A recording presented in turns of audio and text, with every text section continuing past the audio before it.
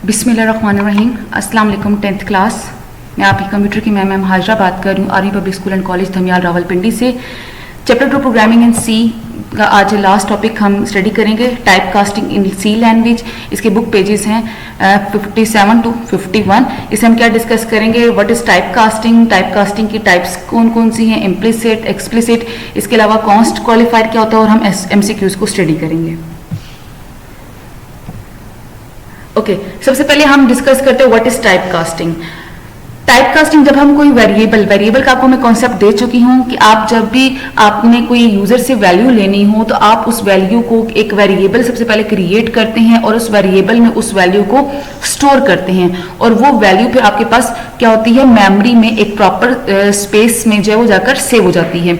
और उसकी स्पेस आप कैसे डिसाइड करते हो, डाटा टाइप से। डाटा टाइप कौन कौन सी है, इंट है, फ्लोट है, चार है। तो जब आप फॉर एग्जाम्पल किसी वेरिएबल को एज अ इंटीजर डिक्लेयर कर देते हो तो होल प्रोग्राम एग्जीक्यूशन उसकी जो डाटा टाइप है वो इंट रहती है। तो उस वेरिएबल में आप फॉर एग्जाम्पल इंट आपने डाटा टाइप डिक्लेयर की हुई है, तो आपके पास क्या होगा कि उसमें आप फ्लोट पॉइंट वैल्यू नहीं ले सकते। फॉर एग्जाम्पल आपने इंट ए किया हुआ है और उसकी वैल्यू आपने 5 ली हुई है, तो ये आपके पास ठीक है। अगर आप इंट ए आप डिक्लेयर करते हो और ए की वैल्यू आप 5.2 ले लेते हो तो वो सिंटैक्स एरर जनरेट करेगा, क्योंकि जिस टाइप का आप वेरिएबल डिक्लेयर करोगे डाटा टाइप का, वो वेरिएबल होल प्रोग्राम में आपके पास उसी डेटा टाइप से रिप्रेजेंट होगा। लेकिन टाइप कास्ट में आपके पास ये बेनिफिट है कि अगर आप कोई वेरिएबल डिक्लेयर करते हो एज अ इंट, तो उससे आप ड्यूरिंग प्रोग्राम एग्जीक्यूशन उसकी डेटा टाइप को चेंज कर सकते हो। फॉर एग्जांपल आप दो नंबर्स लेते हो 2, 5 और आप एज अ इंटीजर डिक्लेयर करते हो, तो आप ड्यूरिंग प्रोग्राम एग्जीक्यूशन उनकी डेटा टाइप फ्लोट में कन्वर्ट करके उनकी जो वैल्यूज हैं उनको डेसिमल पॉइंट्स में आप जो है वो ऐड कर सकते हो, उनका रिजल्ट जो है वो चेंज कर सकते हो। तो बेसिकली आपके पास टाइप कास्टिंग एक ऐसा मेथड है जिसमें वेरिएबल की डेटा टाइप को एक ही प्रोग्राम में आप ड्यूरिंग प्रोग्राम एग्जीक्यूशन जो है उसको आप चेंज कर सकते हो। अगर आपने as a variable in declare किया हुआ तो उसकी डेटा टाइप आप एज अ चार भी कर सकते हो, एज अ फ्लोट भी कर सकते हो। तो आपके पास बेसिकली टाइप कास्टिंग में क्या होता है कि एक वेरिएबल जो है वो एक्ट करता है as a different data types.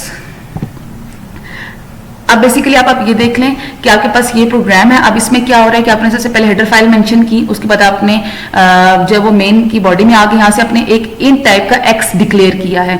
अब इसमें क्या है, आप एक्स की वैल्यू आपने क्या की, एक लूप लगाया है। लूप बेसिकली आपको क्या होता है, कोई आपने स्टेटमेंट बार बार आपने रिपीटेडली एग्जीक्यूट करवानी हो तो आप लूप यूज करते हैं। लूप का आगे हम डिटेल मजीद पढ़ेंगे, आपको थोड़ा सा मैं एक्सप्लेन कर देती हूँ कि आपके पास प्रोग्राम, जब आप कोई भी प्रोग्राम लिखते हैं तो प्रोग्राम में जितनी भी इंस्ट्रक्शंस होती हैं वो हर इंस्ट्रक्शन एक बार एग्जीक्यूट होती है।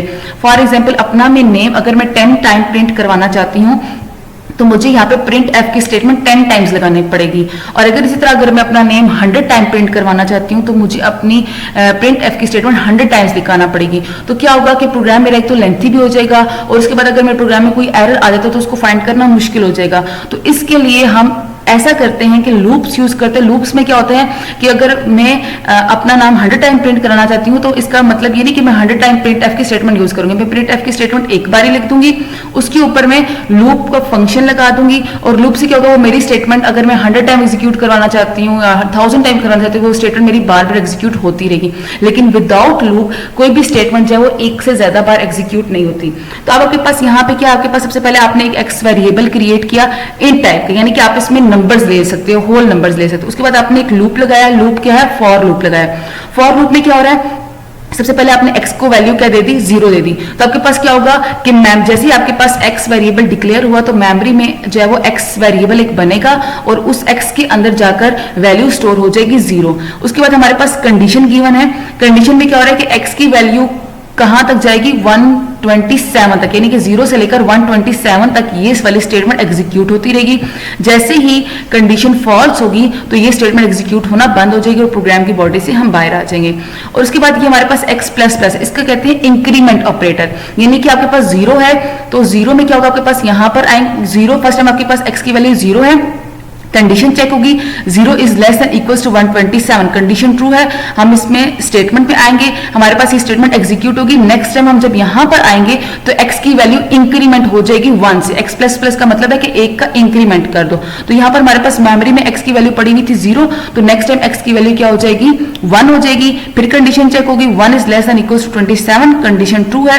अगेन ही स्टेटमेंट एग्जीक्यूट होगी, देन अगेन ऊपर आएंगे, x की वैल्यू फिर इंक्रीमेंट होगी, x की वैल्यू अब मेमोरी में क्या हो जाएगी 2 हो जाएगी। और उसके बाद 2 का फिर कंडीशन, और ये स्टेटमेंट बार बार जो है वो कंडीशन वगैरह और ये एग्जीक्यूट होते रहेंगे। जैसी कंडीशन फॉल्स, x की वैल्यू हमारे पास मेमोरी में जैसे ही 128 होगी, कंडीशन फॉल्स होगी, तो हम यहाँ से प्रोग्राम की बॉडी से बाहर आ जाएंगे। ये तो आपको थोड़ा सा मैंने लूप का कॉन्सेप्ट समझाया है। अब हम टू द पॉइंट इस टॉपिक पे आते हैं। टाइप कास्टिंग में, टाइप कास्टिंग में बेसिकली क्या, आपके पास सबसे पहले आपने एक वेरिएबल क्रिएट किया int टाइप का, ठीक है। अब इसकी डेटा टाइप int है, यानी कि x के अंदर आप वैल्यू सिर्फ स्टोर कर सकते हो होल नंबर 0 1 2 3 4 5 ये स्टोर कर सकते हो। इसके अलावा पॉइंट वाली वैल्यू इसमें स्टोर नहीं कर सकते। अगर आप करेंगे तो आपके पास एरर जनरेट होगा, सिंटैक्स एरर।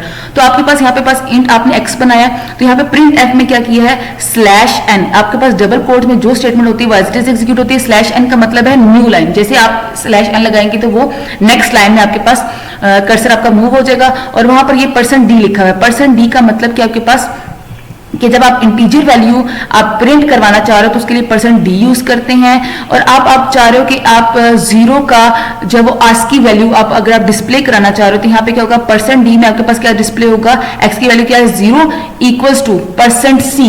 तो आपके पास 0 के आगे जो भी करेक्टर होगा वो आपके पास आ जाएगा। फॉर एग्जाम्पल 0 के इक्वलेंट करेक्टर a है तो आपके पास यहाँ पे a डिस्प्ले हो जाएगा। x आपके पास फिर क्या होगा, नेक्स्ट क्या होगा, x की वैल्यू 1 होगी तो यहाँ पे क्या आ जाएगा 1 इक्वल्स टू आपके पास फॉर एग्जांपल b के इक्वल है। और इसी तरह आपके पास फिर 2 की वैल्यू हो जाएगी, फिर 2 इक्वल्स टू c हो जाएगा। तो आपके पास आस्की वैल्यूज क्या होती है कि आपको मैंने सबसे पहले एक्सप्लेन किया था कि कंप्यूटर जो है वो अंडरस्टैंड करता है जस्ट मशीन लैंग्वेज को। तो हमारे पास क्या होता है कि हम नंबर्स, डेसिमल नंबर्स को, करेक्टर्स को सबको कन्वर्ट करते हैं हम लोग मशीन लैंग्वेज में। तो a b c की बैक पे हमारे पास डेसिमल नंबर्स बकायदा इनके जो है वो फॉर एग्जांपल हमारे पास रखे गए हैं कि a के इक्विवेलेंट जो वो 56 है तो फिर 56 डेसिमल नंबर है। तो डेसिमल को फिर कन्वर्ट करते हैं बाइनरी में, बाइनरी मतलब 0 1 में। देन उसको कंप्यूटर प्रॉब्लम, उसको जो भी उसके साथ प्रॉब्लम उसने जिससे मेथड में सॉल्व करनी, प्लस करना है, माइनस करना, जो भी करके उसके बाद वो उसको वापस जब वो कन्वर्ट करता है बाइनरी से डेसिमल से, उस डेसिमल से वापस हमारे पास कन्वर्ट होता है करेक्टर में। तो हर नंबर के पीछे हमारे पास क्या है कि हर अल्फाबेट के पीछे हमारे पास बैकग्राउंड में एक ना एक नंबर असाइंड है जिनको आस्की वैल्यूज कहा जाता है। तो यहाँ पर क्या हो रहा है कि हर नंबर की आस्की वैल्यू डिस्प्ले हो रही है। %d यूज होता है इंटीजर वैल्यू के लिए और %c यूज होता है अल्फाबेट्स के लिए होता है। तो यहाँ पर हमारे पास क्या होगा, जब हम इसको स्टेटमेंट एग्जीक्यूट करेंगे तो हमारे पास क्या हो रहा है 0 इक्वल्स टू a डिस्प्ले हो रहा है, 1 इक्वल्स टू b डिस्प्ले हो रहा है। यानी कि हमारे पास डेटा टाइप तो हमने एज int डिक्लेयर की है, लेकिन हमारे पास क्या हो रहा है कि int डेटा टाइप के बावजूद x की वैल्यू हमारे पास दो तरह से जो है वो डिस्प्ले हो रही है, एज अ इंटीजर भी डिस्प्ले हो रही है और एज अ करेक्टर भी डिस्प्ले हो रही है। ओके, बेसिकली टाइप कास्टिंग की जो दो टाइप्स हैं, इम्प्लिसिट टाइप कास्टिंग और एक्सप्लिसिट टाइप कास्टिंग। तो हमने सिंपल टाइप कास्टिंग का तो कॉन्सेप्ट समझ लिया कि टाइप कास्टिंग में क्या होता है कि एक ही वेरिएबल की जो डेटा टाइप है वो एक ही प्रोग्राम में एज अ जो है वो 2-3 टाइम्स आप उनको चेंज कर सकते हो। तो आपके पास इम्प्लिसिट टाइप कास्टिंग में क्या होता है, एक्सप्लिसिट में क्या होता है। इम्प्लिसिट में आपके पास ये होता है कि आप जो है प्रोग्राम जब आप उसको लिखते हो तो वो कंपाइलर जब उस प्रोग्राम को एग्जीक्यूट करता है तो वो ऑटोमेटिकली उस वेरिएबल की डेटा टाइप चेंज कर देता है। यानी कि प्रोग्रामर को जरूरत नहीं होती बताने की कि तुम इस टाइम इसकी वेरिएबल की डेटा टाइप ये कर रख लो, इस टाइम इस वेरिएबल की डेटा टाइप ये रख लो। ऑटोमेटिकली जब प्रोग्राम एग्जीक्यूट होता है कंपाइलर जो है वो उसकी डेटा टाइप जो है वो चेंज कर देता है। अब आपके पास फॉर एग्जाम्पल के एग्जाम्पल अगर हम लें तो इसकी एग्जाम्पल क्या है एक्सप्लिसिट की, कि हमने फॉर एग्जाम्पल एक वेरिएबल, एक एक्सप्रेशन उसमें वेरिएबल है, उसकी डेटा टाइप इंटीजर हमने ली हुई है। तो कंपाइलर क्या करेगा कि जो भी डेटा टाइप, जिसकी डेटा टाइप जो है वो उसकी बड़ी होगी, फॉर एग्जाम्पल आपके पास इंट की डेटा टाइप की स्पेस कितनी है 2 है, फ्लोट की 4 है, और अगर एक प्रोग्राम में एक्सप्रेशन में वेरिएबल की values data type as a integer भी है और as a double data type है, तो रिजल्ट जो आएगा वो आएगा as a double data type में, क्योंकि आपके पास इंटीजर में 2 बाइट्स होती हैं और आपके पास डबल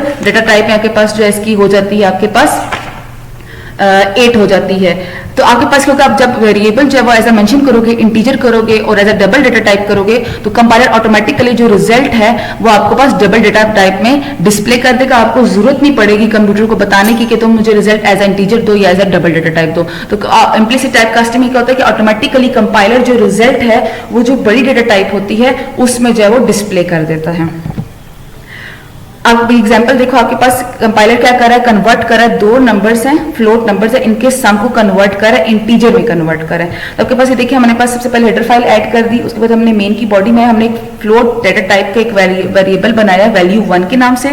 इसकी वैल्यू हमने 2.5 हमने रख ली है। तो हमारे पास क्या होगा, जैसे ही हम यहाँ पे मेन की बॉडी में आएंगे, हमारे पास मेमोरी में के नाम से और वैल्यू 2 के नाम से, तो हमारे पास क्या होगा, मेमोरी में हमारे पास दो वेरिएबल्स बन जाएंगे और इनके अंदर ये वैल्यूज सेव हो जाएंगे। और दोनों के डेटा टाइप क्या है, फ्लोट, यानी कि इनमें आप डेसिमल वैल्यू आप सेव कर सकते हो। डेसिमल मतलब पॉइंट वाली वैल्यू, फ्रैक्शन वाली वैल्यू आप ये इनमें सेव रख सकते हो। आप इनमें फ्लोट डेटा टाइप वेरिएबल्स में आप जो है वो होल नंबर्स नहीं रख सकते, यानी कि आप वैल्यू मन में 1 2 3 नहीं आप सेव कर सकते, क्योंकि डेटा टाइप फ्लोट है। अब आपने एक और वेरिएबल बनाया है इंट रिजल्ट। अब मेमोरी में बेसिकली तीन वेरिएबल्स बन गए हैं, वैल्यू 1 वैल्यू 2 रिजल्ट। अब आपके पास क्या हो रहा है कि result equals to value 1 plus value 2, 2.5 plus 2.5.3 इन दोनों को ऐड करके रिजल्ट आ जाएगा। आपके पास जो भी इनका सम होगा वो आपके पास रिजल्ट के अंदर सेव हो जाएगा। अब रिजल्ट की डेटा टाइप क्या है हमारे पास, इंट। तो फॉर एग्जांपल हमारे पास इसका रिजल्ट आ रहा है 5 6 7 पॉइंट समथिंग आ रहा होगा। तो जब क्योंकि रिजल्ट की डेटा टाइप आपके पास इंट है, तो जो पॉइंट वाली वैल्यू है, इस पॉइंट से आगे वाली वैल्यू है, वो राउंड ऑफ होकर फिक्स वैल्यू में आ जाएगी। फॉर एग्जाम्पल 5 6 7 आ रहा है, तो हमारे पास राउंड ऑफ होकर उसमें पॉइंट्स में जो भी आंसर है तो वो राउंड ऑफ होकर 8 हो जाएगी। तो रिजल्ट के अंदर हमारे पास होल नंबर 8 आ जाएगा। तो फिर क्या हो रहा है, आपको मैंने थोड़ी देर पहले बताया कि इंटीजर डेटा टाइप से आप जो वेरिएबल बनाते हो तो उसके लिए आप जब रिजल्ट डिस्प्ले कराते हो तो परसेंट डी यूज करते हो, और अगर आपने फ्लोट टाइप डिस्प्ले कराना तो उसके लिए यहाँ पे परसेंट एफ यूज करते हो। इसी तरह आपने कोई कैरेक्टर्स आपने अल्फाबेट्स डिस्प्ले कराना तो उसके लिए परसेंट सी यूज करते हैं। तो आपके पास क्या होगा, आपने दो वेरिएबल जो आपने फ्लोट टाइप बनाए थे उनका जब सम किया, रिजल्ट भी फ्लोट में आ रहा था, लेकिन आपने जो रिजल्ट जिसमें वेरिएबल में स्टोर किया वो रिजल्ट वेरिएबल जो वो एज अ इंटीजर था, इसलिए वो राउंड ऑफ होकर वैल्यू जो है वो आपके पास उसमें आ गई, इंट में आ गई। और उसके बाद आपने जब रिजल्ट डिस्प्ले कराई, आपके पास वेरिएबल का नाम आ गया, और यहाँ पे आपने जब ये वैल्यू डिस्प्ले करवाई तो वो आपके पास क्या होगी, परसेंट डी में आ गई। इसके बाद हम एक्सप्लिसिट टाइप कास्टिंग की अगर बात करें तो एक्सप्लिसिट टाइप कास्टिंग में क्या होता है कि कंपाइलर खुद से डिसाइड नहीं करता कि किस वेरिएबल की क्या डेटा टाइप रखनी है, बल्कि हमें प्रोग्रामर जब प्रोग्राम क्रिएट करता है तो वो बताता है कि इसकी डेटा टाइप आपने क्या रखनी है, एज आपने इंटीजर रखनी है, फ्लोट रखनी है, क्या रखनी है। और इसमें बाकायदा प्रोग्रामर जो होता है वो पैरेंथेसिस में, साइंटिस्ट से गिवन है, पैरेंथेसिस में स्पेसिफाई करता है एक्सप्रेशन से पहले कि आप इसका जो फाइनल रिजल्ट है वो आपने इस डेटा टाइप में हमें डिस्प्ले कराना है। जबकि इम्प्लिसिट में क्या होता है, आपके पास जो जिसकी डेटा टाइप की स्पेस बड़ी होती है वो ऑटोमेटिकली कंपाइलर डिसाइड कर लेता है और उसमें डिस्प्ले करवा देता है रिजल्ट। जबकि एक्सप्लिसिट में प्रोग्रामर अपनी मर्जी से जो डेटा टाइप को बताता है कि मुझे इस डेटा टाइप में जो मुझे अपना रिजल्ट चाहिए, और वो स्पेसिफाई कर देता है डेटा टाइप को एज एक्सप्रेशन से पहले। अब अगर इस एग्जांपल की बात करें तो इस एग्जांपल में हमारे पास प्रोग्रामर क्या कर रहा है, दो नंबर्स को डिवाइड कर रहा है, और जो दो नंबर्स हैं वो इंट नंबर्स है, उनको डिवाइड करके रिजल्ट जो वो डिस्प्ले करवा रहा है फ्लोट में डिस्प्ले करा रहा है। इसी तरह आपके पास स्टार्ट में हेडर फाइल आपके पास ऐड कर दी, उसके बाद हम मेन की बॉडी में हमने दो वेरिएबल्स वैसे ही बनाए जैसे हमने पहले क्रिएट किए थे। दो वेरिएबल्स बनाए वैल्यू 1 वैल्यू 2 के नाम से, और इनकी डेटा टाइप इंट है तो हमारे पास होल नंबर्स आ जाएंगे। वैल्यू 1 मेमोरी में हमारे पास बनेगा, उसके अंदर डेटा स्टोर हो जाएगा 30। इसी तरह वैल्यू 2 वेरिएबल बनेगा और उसमें डेटा स्टोर हो जाएगा 7।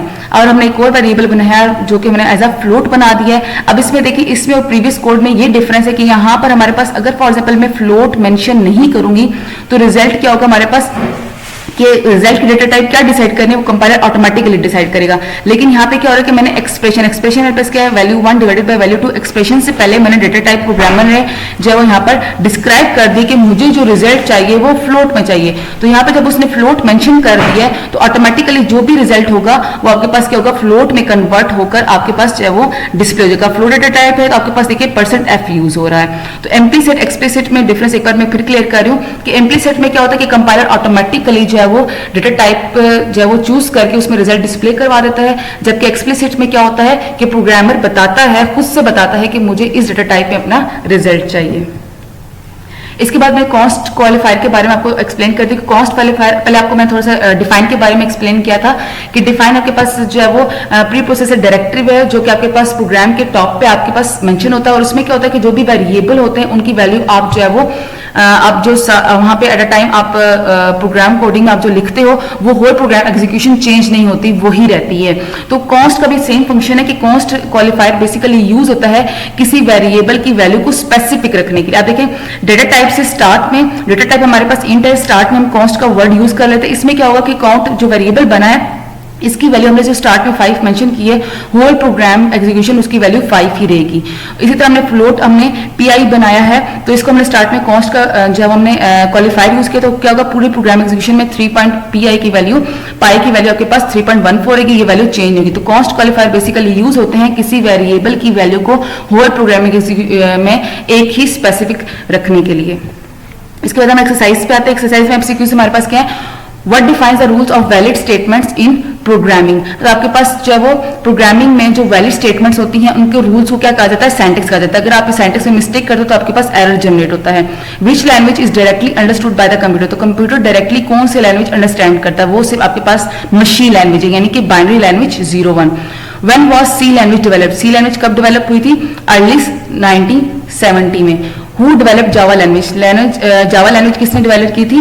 सन माइक्रो सिस्टम्स ने। What is the other word used for reserve? Reserve words वो होते हैं जो कि प्रोग्राम में आप जो है वो जिनका स्पेसिफिक मीनिंग होता है इंट, फ्लोट, चार, तो इनको आप जो है वो ड्यूरिंग जो है वो प्रोग्राम में उनको आप जब आप कोडिंग करते हो तो आप उनको चेंज नहीं कर सकते। तो रिजर्व वर्ड का दूसरा नाम क्या है? कीवर्ड्स है।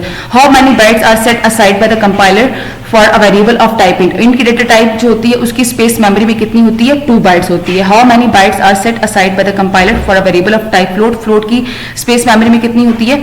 4 होती है। What is the range of numbers that can be stored in a variable of type double float? Double float की आपके पास रेंज क्या है? -32,768 से लेकर +32,767, यानी कि आपके पास मेमोरी में ये कितनी स्पेस रिजर्व करते हैं। उसके बाद क्या है, विच programme translates high level language into machine language? High level से मशीन लैंग्वेज में कन्वर्ट करने के लिए प्रोग्राम को यूज किया जाता है, कंपाइलर यूज किया जाता है। विच software is helps in finding and removing errors? तो एरर्स को हमारे पास कंप्यूटर में क्या कहा जाता है? बग कहा जाता है, और उनको रिमूव करने के प्रोसेस को डिबगर कहा जाता है। तो आपने ये सारे टॉपिक्स याद करने हैं, और इसके अलावा अपने एमसीक्यूज वगैरह जो अपने बुक में आपने लिखने हैं।